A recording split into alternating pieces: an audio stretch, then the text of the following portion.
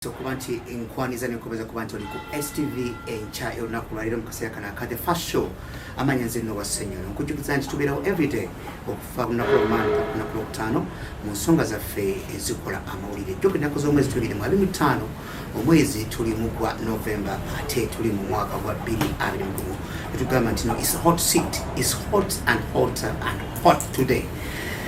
Njala kuba nkujjukiza nti olunaku lwaliro tukyazizaatera mu ofisi mwennyini mutugenze wadde nga akyadde ku STV tumukyaziza olunaku lwaliro simulala ye Kano Edith Nakalema nga yakulira kye tuyita State House Anti-Corruption Unit era ng'emirimu agikoze mbadde kusaba kulamuseeko munnafe akulaba olwo emboozi egwe amakalire neyanzidde okumpa omukisa guno okwogerako n'abatulaba n'abatuwuliriza ku STV musiibye mutya muli mutya yonna gye muli neebaza Katonda nti akyatukuumye tusaasira abo bonna abafiiriddwa abantu baabwe tusaba Katonda abawe ekiwumula ekirungi abagenzi naye nammwe abakyali mu bulumi Katonda yongere okubakakanya n'okubawa obuyambi obwetaagisa.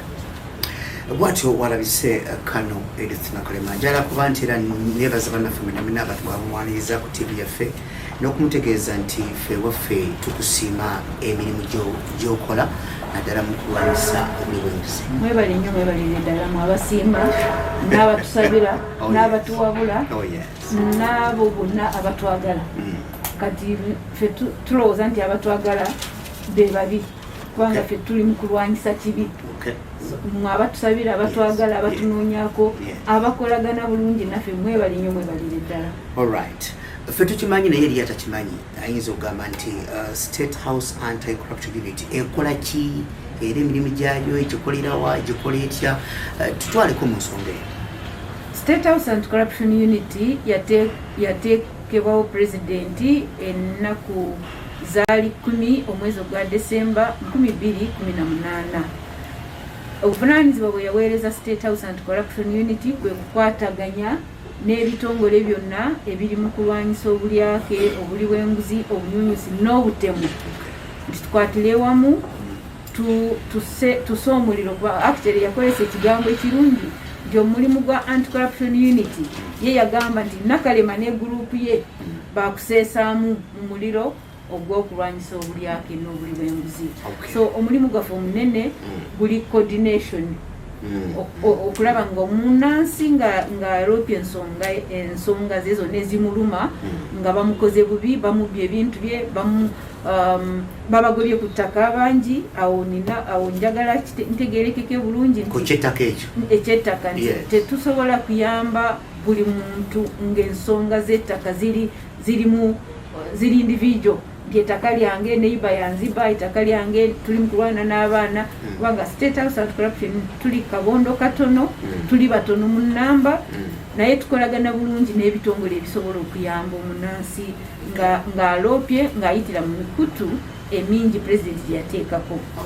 So yenna reportinga mu Anti-Corruption Unit call center yaffe ekola kiro na misana era mu maaso awo ng'okkiriza Noah mutabani wange oba mwennyinaze omuto nja kukulaga screen yaffe olabe emisango eyitira mu masimu nga ekulaga olunaku bwe luti actually kumbi buli lunaku olaba weekend ku Sunday era bareportinga Sunday newedde yajjo bayita mu 16 n'omusobo ku simu ezo zonna simu eziri awo namba z'essimu complaints eziyita mu ssimu olaba olunaku neba essimu ezikubibwa ziri meka mubaamu bambi n'abakuba okwebaza kubanga waliwo abakubanga bagamba mwanyambe kyange kyaggwawo so naye abeebaza batono abangi babanga beetaaga obuyambi obw'enjawulo so essimu ezo weziri ekiro n'emisana esimu etajjako sente toll free line eri 0800 202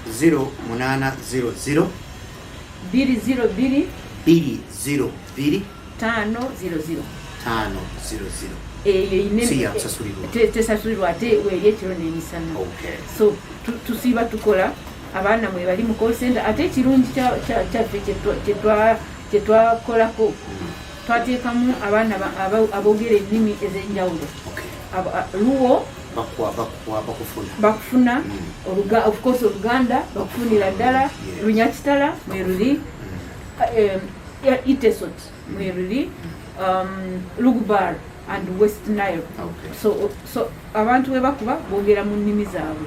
Well, that's very good. Actually, mbangira kubuza ekibuzo nga ngira kikubuza nti gire emirimu gyammwe gikola mutya niye partly onzeemu ekibuzo ekyo naye njagala kukubuuza era kankikubuuze ng'ogyeko bano abakuba ba call free abakuba nga bogambye mu nnimi ez'enjawulo nga bwe nnengera wali ku board ngirengedde emirimu gyammwe mugikola mutya really because nabadde nsoma kakati bakagamba nti waliwo probe arrest detain gikomaawo oba gisukkawo nedda mwenyinaze Noah era again kanziremu kwebaza naabo bonna abakulira management ne team yonna ya STV okutuwa omukisa okunyonyola abatuuliriza anti-corruption unit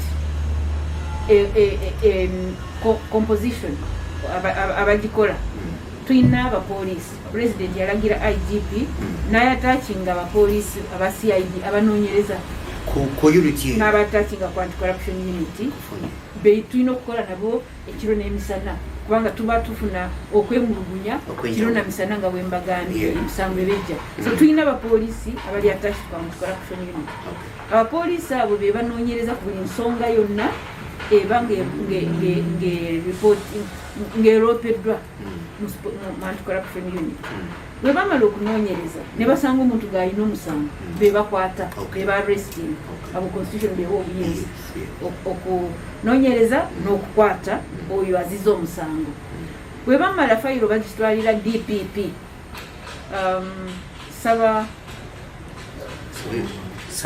wabi kintawanyamu saba wolereza abeera attorney general kati DPP ye saba wabi so abapoliisi bwe bamala okunoonyereza ku musango batwalira fayiro DPP ya sanctioninga n'asanyuma nti omuntu ono netegeerezeza n'abantu beno resident state attorneys and prosecutors at whatever levels bwamala okusayiningako be bawuza omusango era ba prosecutors bonna babeera ba DPP kati DPP yatwala fayiro eyo mu kooti so anti-corruption unit nga bwe mbadde nkutandikidde nti n'abo batuuliriza nti omulimu gwa anti-corruption unit kwe to receive complaints, scrutinize them, tell police officers to quickly complete files. Kwanga nze coordinator, the main coordinator, the head of the anti-corruption unit. Ogwange gwokulaba nti buli omwakola omulimu gwe mu bwangu. Kwanga president yatulagira nti omuntu alina okuyambibwa mu bwangu. Actually njawulo yatugamba nti mwanguye rapid response obwangu so nze mbawa timeline nembagamba mwino kunoonyereza bwe muba nga mukeereyemu omusango nga gulimu bingi ebyokunoonyereza ebyokugatagata temuyita ku weeks 3 nga muli ku musango gumu kubanga buli lunaku tufuna emisango egiyita mu 13 so tojja kugenda kugumu omwezi gwonna so nga bwe nkugambye nti tucoordinatinga n'ebitongole byonna poliisi enoonyereza nekwata abazza emisango DPP ya sanctioninga n'atwala mu kooti bwe tutuuse olw'okukwatagana obulungi n'ebitongole byonna ebiri mu kulwanyisa obulyake n'obuli bw'enguzi twakatwala abantu 329 mu mbuga z'amateeka abo poliisi benoonyerezaako obulungi neemaliriza files DPP nazisanctioninga nazitwala mu kooti mu abo 329 abayita mu 200 bakozi ba gavumenti abo DPP yaba interdicting yabajja mu office tebalimu tebakyafuna musaala mu bujjuvu kakati mwabo DPP yatwala mu court 40 basingidwa emisango gy'abasinga convicted and sentenced to different prison sentences. Abo abaali bakozi ba gavumenti tebaliddamu kukolera gavumenti okumala myaka 10 mu maaso eyo. Olw'okukwatira awamu again n'ebitongole byonna nga auditor general yeyeka asobola okutuwa reports eziraga nti ensimbi za gavumenti oba ez'omuwi w'omusolo zibulankanyizibwa oba zibbiddwa. Nze actually corruption bubbi. Of course. So auditor general yatuwa report says is proving nti waliwo okubulankanya okubba ensimbi za gavumenti. PPDA executive director ne team ye bebawereza report eraga nti ebintu bya gavumenti mu kugulwa n'okutundibwa mwalimu obubbi, fraudulent procurement and disposal of public assets. Kati olwa report says enungi kwaba abanoonyerezebwa twakasevinga ensimbi za gavumenti eziyita mu buwumbi 30 eziyita mu buwumbi 30 ate tusobola kuzimenyamu okuwonya ku senzo y'omusolo esukka obuwumbi 30. Yes. Wado zimenyamenyamu otya? Zimenyamenya nti bwe twanoonyereza kwa ofisi ya OPM, ofisi ya Prime Minister mu COVID era yasooka ngendo tima etwewanise ffenna banansi baba ali mu office ne basalawo okukolesa ofisi zaabwe okuteeka emuwendo kumpi times 2 emirundi okutabuzamu okulembere eyaliyo okuyamba abo abaali tebeesobola.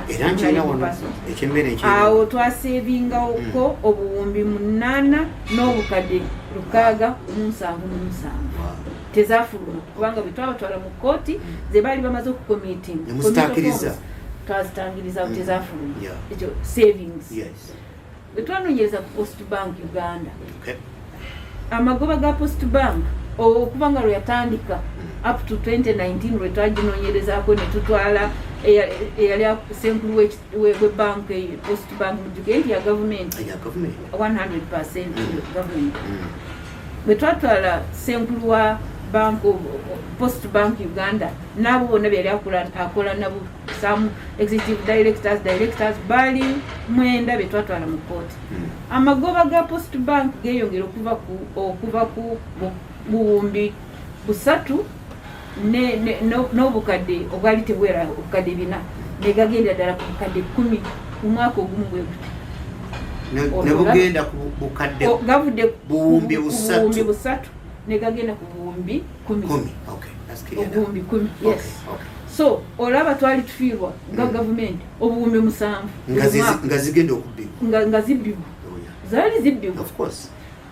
Bwe twanoonyere twayimiriza okubalirira abaali bagenda okusengulwa mu Bukasa Inland Port Project nga kirimu eyo project eri wansi wa ministry eyebyentambula, Ministry of Works and Transport. Of course abali babalirira abo abali bakuvamu bebayita project affected persons of the project. They were bali bateekamu nga bakolagana wamu n'aba government chief valuer bali bayongeramu obuwumbi 3 n'obukadde 606 mu project emu bweti bwe twayimiriza nga tulina audit report eri international twabwira tebwafuna obuwumbi 3 n'obukadde 606 n'omusoba eze twabikabalinga cash bwe twakwata senkulu w'ekitongole Gaming and Rotary eyaliyo awo hoteli yali bakolagana nayo conniving with the hotel, one of the hotels in Kampala here.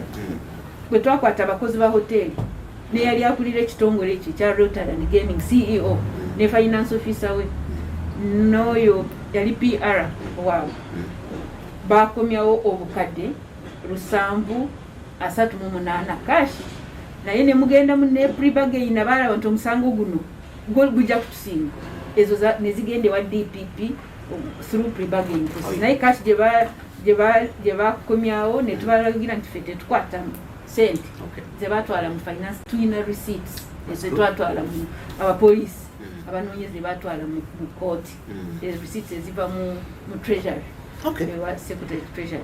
So nsobola okumenya n'enzira twakomyawo oba twanunula akawumbi kamu n'obukadde 556 ezaali za abaana bafa bebasuubiza okutwala ebweru okukola emirimu baali tebabatute ate nga baali basasula abaana baali bayita mu 400 abo bwe twakwata ba directors ba companies eza labor export companies abamu bakomyawo akawumbi kamu n'obukadde 5 ne tuziza abaana abo era basanyufu tulina obujulizi bungi amaloboozi g'abaana nga beeyogerera baali babonaabona so nsobola kuzimenya I think the public badde ebulwamu okufuna that kind of information so that bamanya nti there are some success stories out of your endeavors. Success stories with mukola mutya tulina ebitongole ebirala ebirwanyi oba nabyo ebikola omulimu nga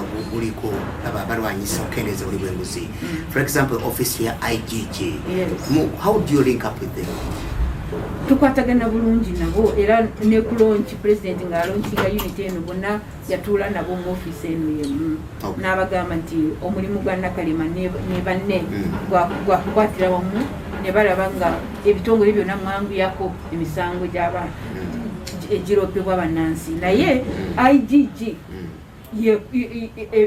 yekulira ebitongole ebirwanyisa ebyake n'obuli bw'enguzi lwakuba nti ffe olwokuba tuli mu office ya president under the executive powers constitution ewa president okukola emirimu gye directly or indirectly through officers that are subordinate to him okuyitira mu officers abali wansi we article 99(4) of the constitution eweereza president obuyinza okuteekako office oba officer yena namukolera emirimu gye so IGG enkolagana eyaffe naye tuweerezayo emisango kubanga tufuna mingi nnyo olwa call center ate n'abannansi beesiga nnyo pulezidenti kyateekako n'abagamba nti kino kyekyange kibayambeko so baleeta nnyo emisango ewaffe naffe ne tugabanako naba IGG tuweerezayo naye tetulina buyinza obubabuuza nti mukomyewa tuweerezawo ne tuko after all gwe mulimu gwabwe omukulu. Eri abagamba nti no office ya Kano Edith Nakalema tekwata ku bantu banene etera kukwata ku bana abatono ennyo abana ne bagamba nti tebasobola genda ku mitungalo bya government wadde nze nkimanyi kuba nakulengerako wali mu office of the prime minister OPM nga osomesa ku integrity mpozi ne mu URA nakulengera nga osomesa ku integrity I was there actually personally naye oli atakimanyi nti no naye otuukayo mu bitongole bya government eby'amaanyi bo omuntu oyo muddamu nti omuntu oyo tumuddamu nti tewaliwe tutatuuse actually ebitongole by'amaanyi badde mbyogeddeko ate post bank abo baali batono bw'obeera ne managing director wa bank yonna nabonna amuddako owafai bonna n'obatwala mu kooti twakatwala mu kooti ba members of parliament bana abo baagala okumanya for example members of parliament sijakwogera manya kwa bali mu kooti naye twakatwalayo bana nga bana mukoti abajuzi wano ngaduka emisinde ate abo batono emisinde namulaba wamulaba ng'akuba journalist namulaba emisinde wamulaba emisinde abantu abanene tubakutte mbagambe ba chief executive officers oyo yali ewa gaming and rotary twatwala permanent secretary ne secretaries of ne ba secretary ba commissions abo babeera bawanisi benkalakalira mu central government so nabo bamaanyi ddala bw'otwala omuwanisi w'enkalakalira ow'ekitongole kya gavumenti central government ate oba olesaani mu bakozi ba gavumenti anti abo be level ya public service eggwera yawo permanent secretary abali ku ddaala eryo accounting officers and very senior officials omuli directors and commissioners people at the accounting officers level twakatwala makumi bali how many are these accounting officers? They're about 45. Bali mu mbuga z'amateeka abawanisi b'enkala abali ku ddaala ly'abawanisi b'enkalakalira abo ba chief executive officers, managing directors, executive directors, commissioners and directors abo bangi mu central government 45 bali mu mbuga z'amateeka mu districts ababeera abawanisi b'enkalakalira beba CAOs, chief administrative officers, ne town clerks, ne mayors abo banene nnyo mu districts be babeera presidents ba districts nabeeyo abo twakatwalayo 10 be bali 44 kakati bano abawanisi b'enkalakale bali 25 abali awo ku revenue. So omuntu abanene tubakutte abagaga bali directors ba private sector tuyina 11 omuli directors abo aba labor export companies omuli director eriyo yasoma kunagamba nti obadde okola nnyo ddala okunoonyereza ku masomero ensonga z'amasomero e Northern Uganda ownership of schools ensonga yavuga nnyo mu mawulire naye ebimula n'agamba nti omukulu twamulaba ng'ali mu north ng'akola nnyo naye ensonga eyo yaggwerawa. What happened to that issue?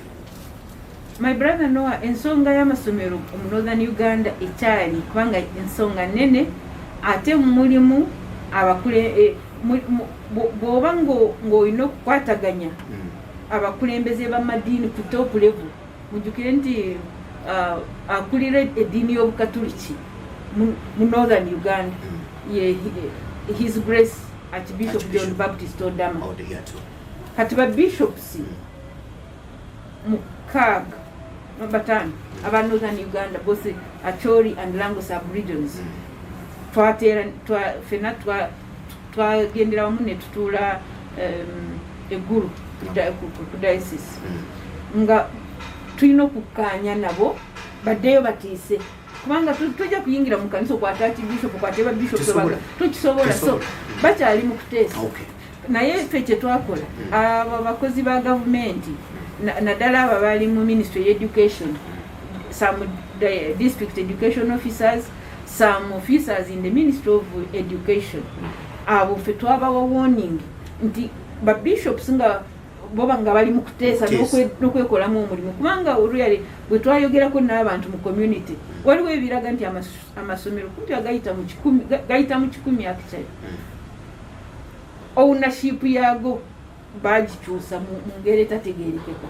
Ekizibu kikyali nti abagikyusa awo wakyaliwo obuzibu ownership yakyukira ku district oba mu ministry naye bo ab'amakanisa n'amakereziya bali mu kulwanagana ate ng'amazima gamanyiddwa abantu amasomero amangi agali Anglican founded kati ebipapula bisoma nti gali Catholic yet mukimanyi nti maama w'omuntu takyuka eyamuzaala beera oyo osobola okukyusa ekifo n'obawo osobola okukyusa kala oba size naye si ownership kakati awo wakyaliwo obuzibu naye olw'okuba tulina okukwatagana n'abo abakulembeze b'amadiini tetukiteeka mu maanyi ga prosecution okubakwata kubanga bo bali mu kuteesa naffe tubawa budde bwe bateesa so abakozi ba gavumenti mu ministry ne mu districts abo bo bakyali ku warning nti bali bo bamala ekyabwe ekyokuteesa nga bakolagana bulungi n'abantu abali ku kyalo kubanga abantu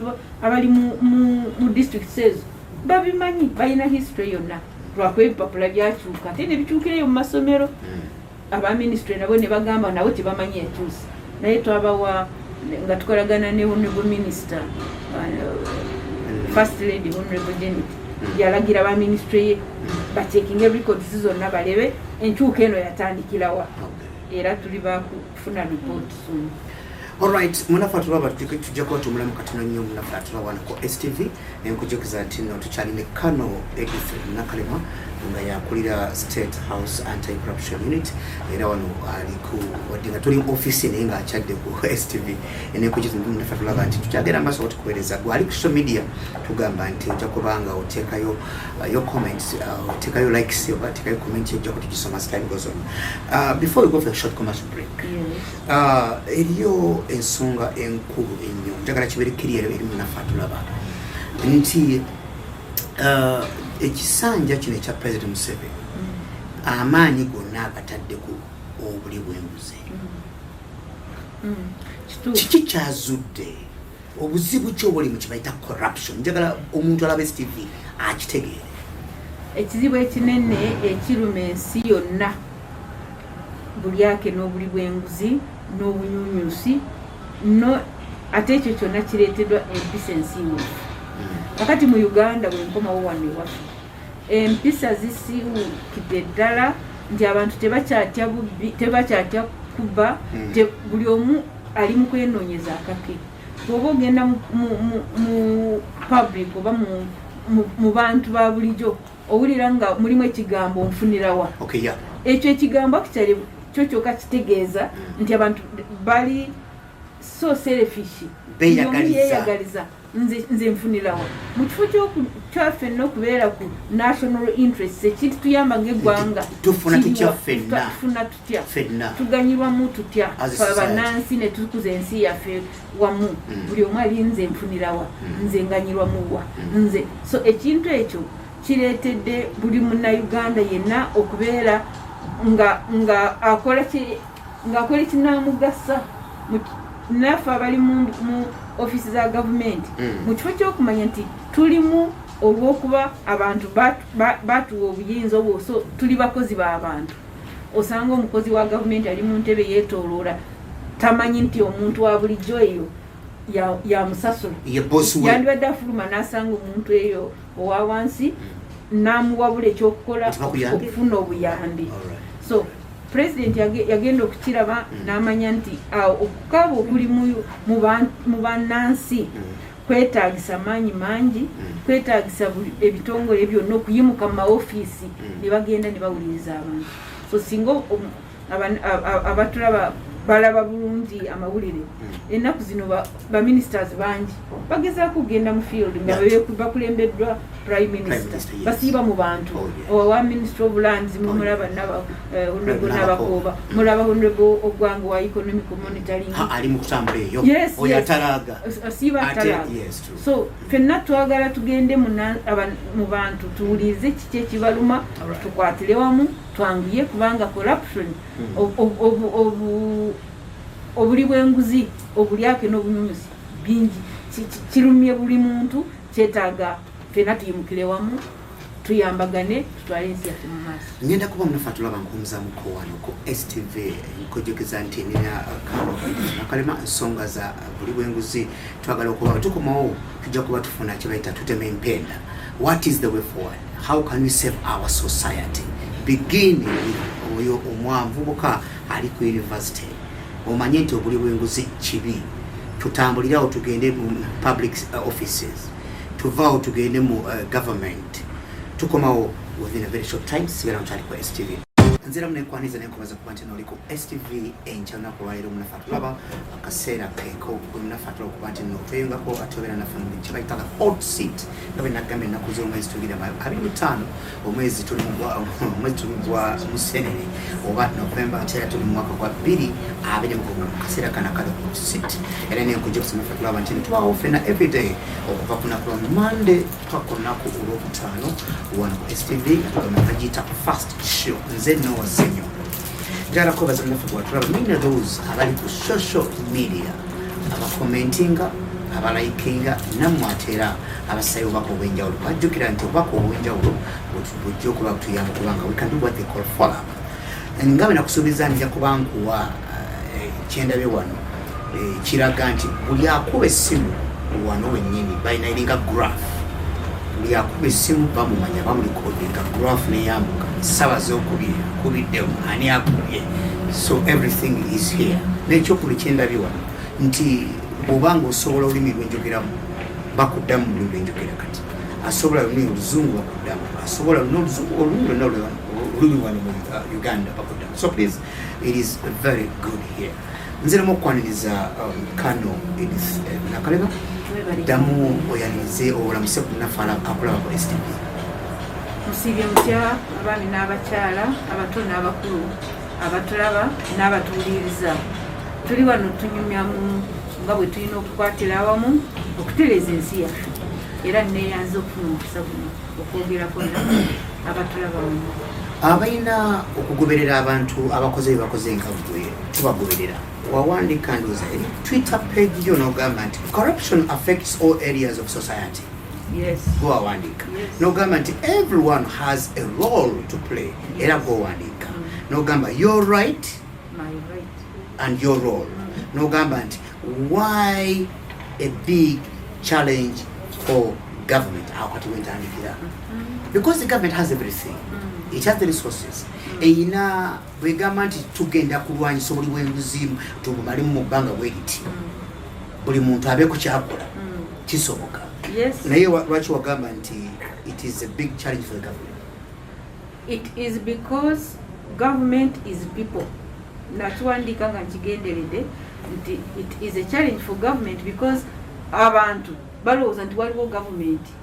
Ate nga government be bantu kyenayagala buli nawe mwelowooze mumanye nti nze government Noah ne Moses ne daughters here mwe government mwenange fena tuli government. So okulwanyisa obulyake n'obuli bw'enguzi, it is your right, it is your role, it is your duty, it is your responsibility. Nti buli omu alina okubaawo kyakola, si kugenda si buli omu kusalira omusango government. No. Fena tulina okwejjukiza nti tuli mu government, fe tugiteekawo, fe tulina okugikola, fe tulina okulaba nga tutambulira wamu ne tulaba nga government ekoze omulimu. Kubanga fe tulina okukola government teriiwo nga tewali bantu.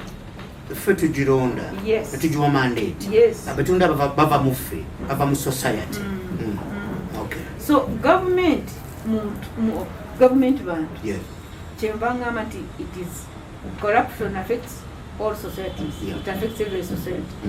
But it is your role, it is my role to fight together and make the government better. So it remains a challenge for government because people think that it is government supposed to fight for them, not knowing that they, the people, are the government. All right. Tenge bitongole abantu basonga nti ekyo, for example, babyogera mu reports ezifuna.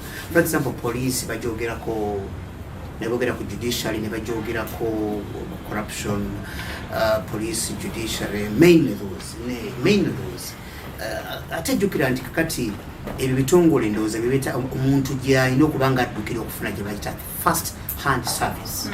What are you planning for this kind of department? Mwenyinaze no njagala nkujjukize nti buli kitongole kyonna ekya government tukiddamu nti government bantu. So polisi eyogerwako nnyo nti enguzi, nti obutafaayo, nti kituufu waliwo abapoliisi kinoomu abatakola ekyo kye balina okukola.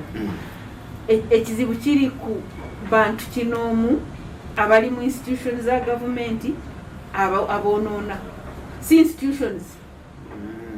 So police nga police as an institution teyina buzibu, naye mulimu abakinoomu abapoliisi abatakola bwe balina okukola.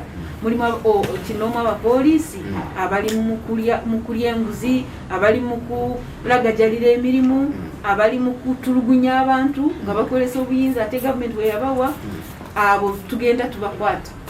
Era bw'oba batugenderera oba n'abatulaba mwatulaba Mubende recently, not 3 weeks yet, tezinagwako. Twatuukayo nga ngenze ne poliisi nno, nze sikwata bantu mujjukire n'abagambye nti tukolagana ne poliisi. Nja kugamba nti ku anti-corruption unit of State House abapoliisi betukola nabo balazo bwesimbu kubanga bakutte bannaabwe n'abamu ababakulirako ababasingako ebitiibwa babakutte. Waliwo RCC Regional Police Commando eyali Wamala, olwokwali mukooti sijja kwogera linnya, naye bamukwata taba wano yali Senior Superintendent of Police, naye bamukwata bali wansi y'eddaala ba juniors. Kakati bwe twagenda Mubende ne tusanga DPC yalagajjala abaana 5 ne batemebwa n'ebiso, ne batakwata omutemu oyo, ne batabafaako, tewaliwo kye baali bakozeeko. Bwe twatuuka n'atandika okwenenya nga ngenze ne yali representing IGG, kubanga nasooka ne IGP, nasooka nenkubira afande IGP afande Martin Ochola. Oh yes, Martin Ochola.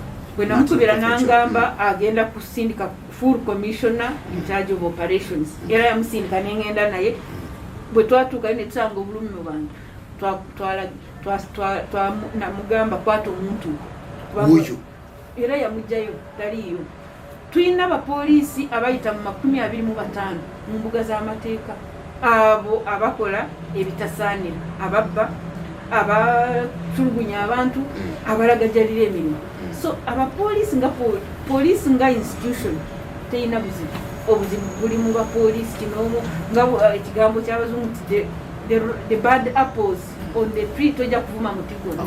Ojjako biri ebibi n'obisuula ebirungi ne bimera. So abapoliisi waliwo abalungi abakoze emirimu erabikako. Mulaba ne bino bye tulimu ebyobutujju bakoze omulimu munene. Abatujja bangi bakwatiddwa nga tebanakola ekyali ebibadde bibaleese. Awo natandise nga nsaasira amaka n'abantu baffe bonna abaatuvaako mu butujju buno obwabaako last week. Naye nja kwebaza poliisi nti abamu bomuzi ze baditonatinga ze bajjayo nga tezinabwatuka zaali nyingi nnyo, n'abatujju abangi babakuteera babanoonyerezaako.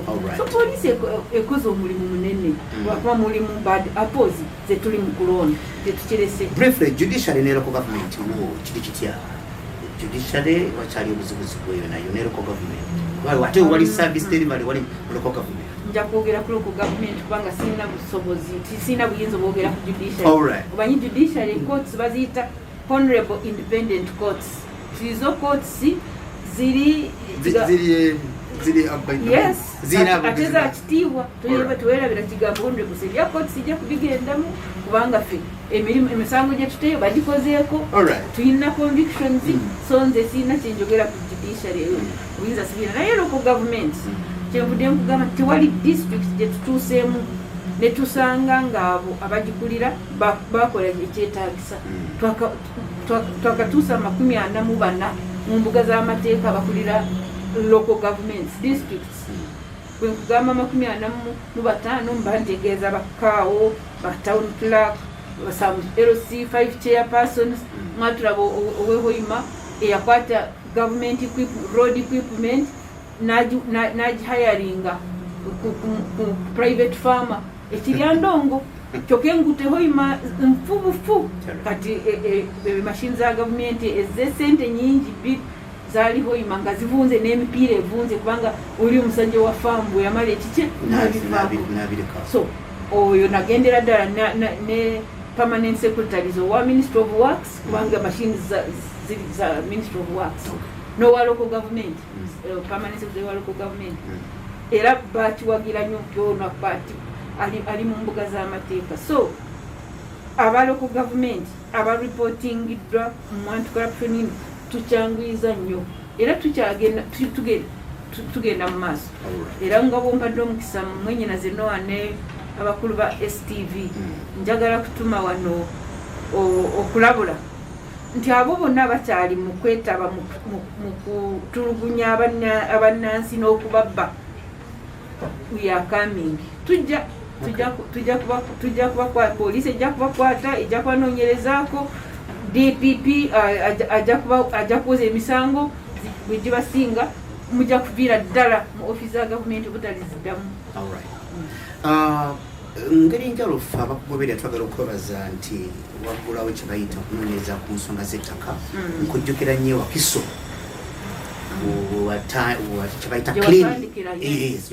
to clean those offices. Right now ne honorable Nabakoba akoze omulimu ku nsonga nkulaba kukozi wakyogedde ku wali mutandikwa naye njala munafe akulaba kiberekiriya buzibu buno obuli mu ttaka nkulaba kuba kati gobirabye obitambuddemu teri kyotulaye. Where is the problem? Omuntu alina kufuna atya kyebayita nti wanyula kutuzi. What should we do? What should our leaders do? What should everybody do? Mu nsonga zikwata ku ttaka. Ensonga z'ettaka nnyingi. Ekizibu kiri nti abantu beeyongera buli lunaku ate ettaka terijja kweyongera. It's a constant factor of production. Kakati abalina amataka abaali balina amataka amanene abamu bavaawo abaana ne bagasalasala ne batunda. Abaana abagatunda bagenda kukola bye baali bagenza okukola obawo abalala batunda amataka ne bajja mu tawuni mu site e Kampala oba mu cities endala ne batuuka n'ebya boda ne bigaana n'ebya taxi ne bigaana ne baddayo ate kulwanira ettaka baleka nga batunzi. Tusanze obuzibu mu by'amataka naye tetujja kugenda kukabira ku kamera nti bitulemye. Nedda tebijja kulema kubanga ekiragiro bwe kiri. Ministry officials abakozi ba gavumenti abali mu ministry ey'ebyamataka, Ministry of Lands, Housing and Urban Development, balina okulaba nga nannyini omutuufu yalaga nga bwe ettaka bwe lyagenda nga litransferingirwa. Anti ekizibu kikyali nti osanga one piece of land with many land titles. Kati obuzibu bukyali mu bakozi ba ministry y'ebyamataka ya lands. Kubanga ettaka dumu okubeera n'ebyapa ate nga ebyapa nga 6 buli omu nga bwawuza nina ekyapa. So aba Ministry of Lands be tutaddeko essira nti be balina okulondo okwanguya ne balaga ani nannyini omutuufu. Ani yakola transfer entaamu nga waliwo kiri oba nannyini omutuufu aba yatunda ekiraga nti batransferinga bulungi ku muguzi omutuufu kyekiruwa. So Ministry of Lands be balina okutereeza ekintu ekyo. Mataka gano abantu ge balwanirako bulijjo be balina okumanya ettaka lino okusinziira mu system, land management system, the first owner, the real owner was this. Natunda kono ono na transferinga bwati kati lili kono. So Ministry of Lands yeyina ekyokuddamu. Okay. Twali ku lunaku lw'abasomesa Teachers Day y'abasomesa bagamba nti balopera President wa Uganda nti sente zaabwe zaalibwa ngenda okulira nga ebera ku linnya lyo. N'agamba ng'alinga akuyita akugamba nti jangu take something. I mean, there's some evidence here. Abasomesa kanso balingiri okubayambako kulaba nti bafuna ku sente zaabwe oba yuventekita. Abasomesa tebanawaaba. Tebanawaaba officially nti sente waliwo yazibulankanya. Tukola ku misango ebyange ewaabwe gye bawaaba mu butongole. Tuwulira mu matungo hiyase sente z'abasomesa zaabulankanyizibwa biki naye tetulina musango gu registered. Singa bareportinga tujja kukwataganira wamu n'ebitongole ebirala tukinoonyerezeeko mu bwangu. Okay. Era mu kuwandiika kutera okuwandiika wawandiika nti fighting against corruption is spiritual. Yes, spiritual. You were somewhere, I think. It is a moral and spiritual What issue. did you mean by spiritual? Nali ntegeeza nti tewaliwo gavumenti, omukozi wa gavumenti omuntu yenna omufuzi w'ebyobufuzi asobola okukyusa omutima n'ebirowoozo. Spiritual meaning that kiri mu mwoyo. It is in your mind, it is in your soul, it is in your spirit. To change your life. So corruption is a moral and a spiritual issue, and the only people who speak to the souls, spirits, and minds are the religious leaders.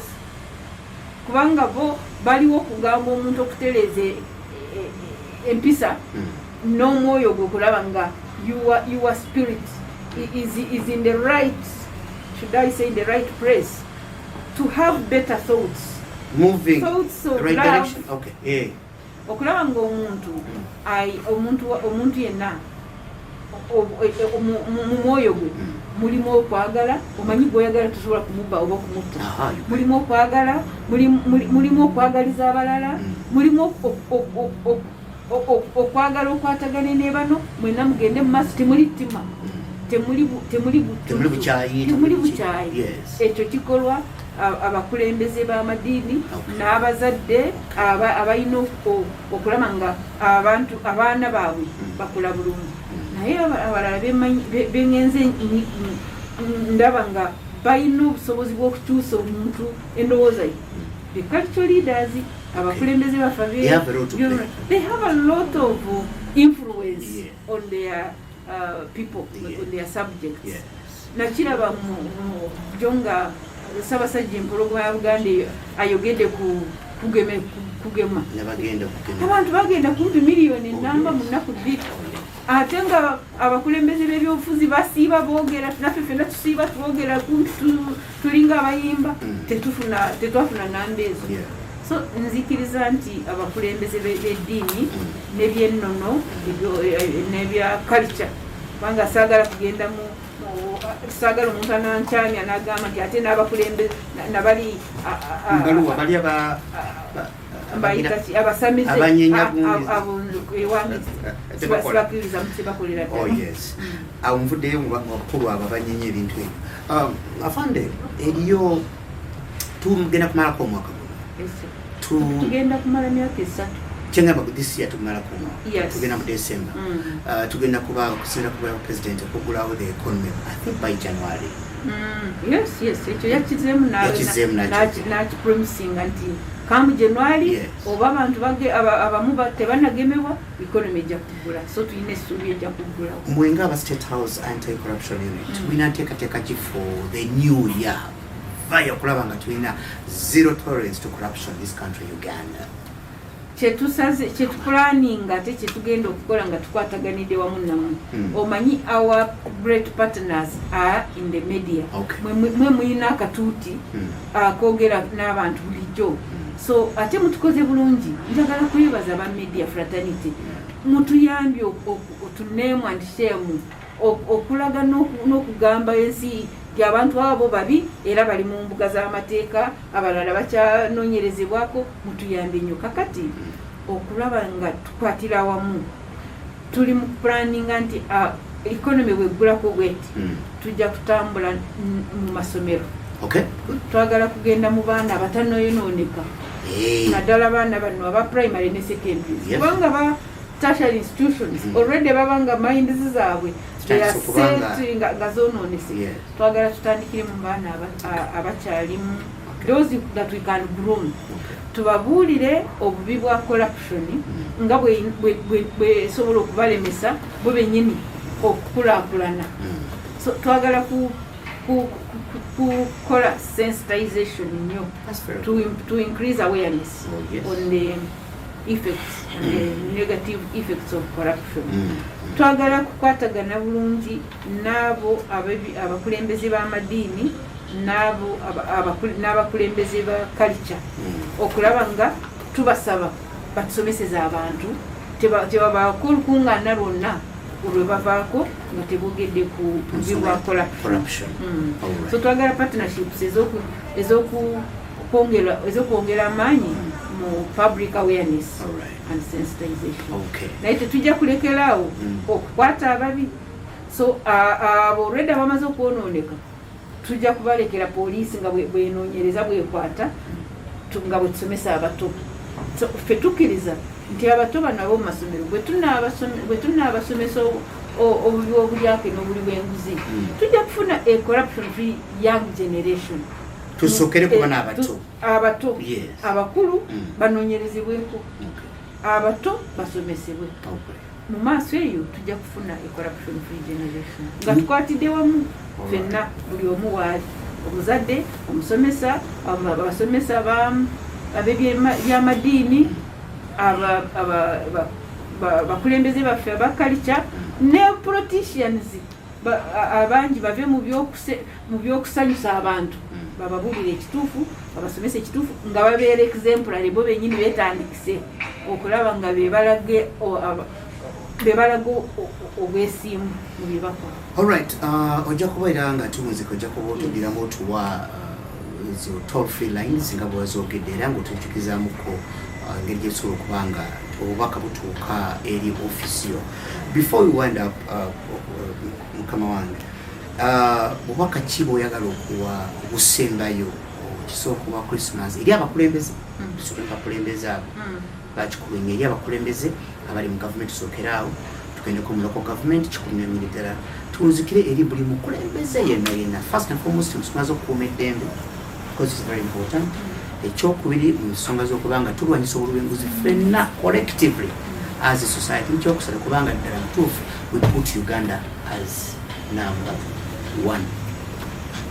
Webale nnyo mutabani Noah, njagala kusaba bakama baffe abali mu bukulembeze buli ddaala lyonna nga ntandikisiza abo abali mu bukulembeze bw'ebyobufuzi nti baleme kubeera abafuzi, babeere leaders, bakulembere nga balaga enkulembera ey'obwesimbu, living by example, living exemplary lives. Embeera zaabwe zilage kiki ekirina okukolebwa, baleme kugamba abantu nti mwe mukole bye tubagamba temukola bye tukola.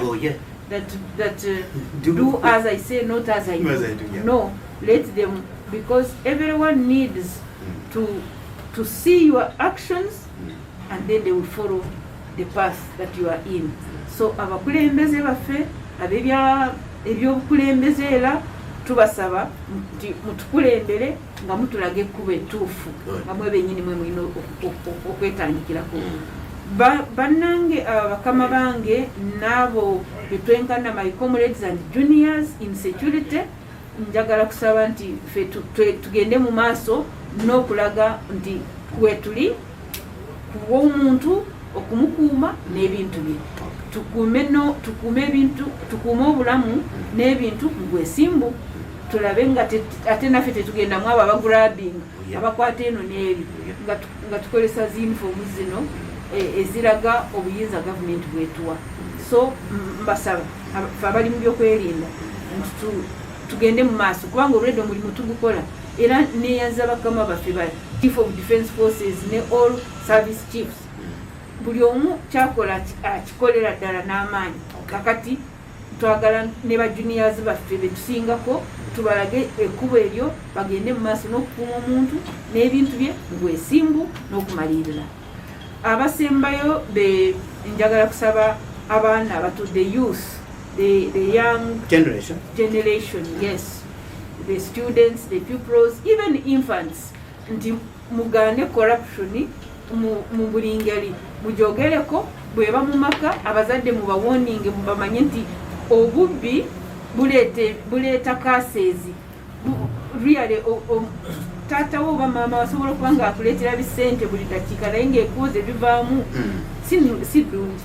Musobola okugamba nti katubeere satisfied n'akatono abazadde ke balina, tujja kuwaabwa omukisa mu maaso. So detest corruption, mugaana obulyake, mugaana obuli bw'enguzi. Omanye enguzi eno bw'oba tugiwadde muntu tajja kugema because abamanyi nti kyakola kikyamu. No one can force you to pay bribe. Aliwo singo buchamu. Unagaba ona receiving. Bombi bachamu. Actually musango bombi tubatwala. Agaba na receiving. Of course omubi ya receive, omubi nnyo a receiving. Nayo no amuwa naye mubi. Kubanga lwaki oweereza enguzi omuntu gwomanyi nti aliwo okukolera kyolina okukolebwa. Buli Munnayuganda bw'agaana okuwa enguzi n'okugisaba ejja kuviirawo ddala. Kubanga ate naavaawo nga teri akkiriza okugiwa ate agisaba nga bamureportinga, naye ng'agisaba tajja gisaba ng'akimanyi tojja kugiwa. So nkisaba nti buli omu waali agaana okuwa enguzi, agaana okugirya, areportinga ababi batasobola, ng'atandikirawo wennyini mu byalo we mubeera wali abakulembeze abawansi awo ba LC1s, tutandike ku level eyo kubanga eyo we wali obuzibu. Abantu bamanyi okutambula ne batusanga eno maofisi n'akugamba nti ekizibu kiri ku kaalo wennyini. Tugezaako ffe olumu okubatuukirira, era ikonomi bwe naaba ng'eguddewo tujja kuyimukiramu tulabe nga tusomesa abantu obuyinza bwe balina okuyimiriza enguzi we bali. Constitution ebawa obuyinza mu Article 17 subsection 1 egamba nti omunansi yenna ayina obuyinza okuyimiriza obulyake n'obuli bw'enguzi n'okwonoona ebintu bya gavumenti. Every citizen has a responsibility to combat corruption and stop wastage of public resources mulimu gwa buli omu. Okay. So nze ng'amalinza njagala kusaba buli munnansi emyaka emito n'emikulu ebitiibwa n'abayina nti ffenna tukwatire wamu buli omu yeetaaga munne. Tewali mugagga tewali mwavu mu bubbi mu butemu kubanga bw'omugagga abaako ak'omwavu you are only reaping curses for yourself or yourselves in the future. Nammwe abalowooza nti muli baavu so mulina okusasula n'akatono ke musigaza mulyoke mufune obwo nabwo bukyamu ddala. Buli omu kyayina abeere n'ekyo akikwate bulungi akwatagane ne munne. Ffe tuli bulindaala twagala kugenda mu maaso nga tukolagana ne buli munnansi okulwanisa obulyake n'obuli bw'enguzi kubanga a corruption free Uganda starts with you, starts with me, starts with you. Your role. All right. Ako kunkagadde a corruption free Uganda starts with me and you who's watching. Yes. Basi buli afana. Njagala kubagaliza a very merry Christmas and a happy new year. Njagala kubasabira nti Mukama abaweereze byonna bye musinga okwagala abakuumire mu bulamu obulungi obweyagaza mukwatire wamu twagalane twagale ensi yaffe tugikolere tukolere wamu. A corruption free Uganda is achievable. Tusobola kumalawo corruption nga tukwatide wamu. Nsibula nga ngamba nti God bless you. Mukama bawo omukisa abakuume bulungi mwera. Batwalabise Kano Edith Nakalema nga yakulira State House Anti-Corruption Unit batwalabise abadambuza nti toll free line kanji kusomere wano naffe sobola kubanga otufuna bulungi nyinyi ddala osobola okuba essimu obenga ddala mutuufu okuba tebakuggyako ssente wadde ennusu eri 0800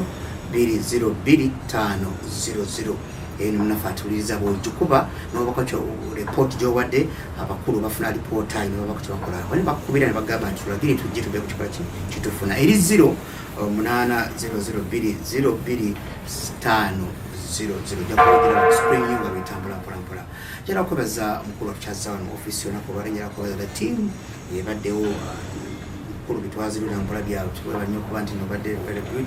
The PR team actually njala afande kweza PR team yo wonderful team.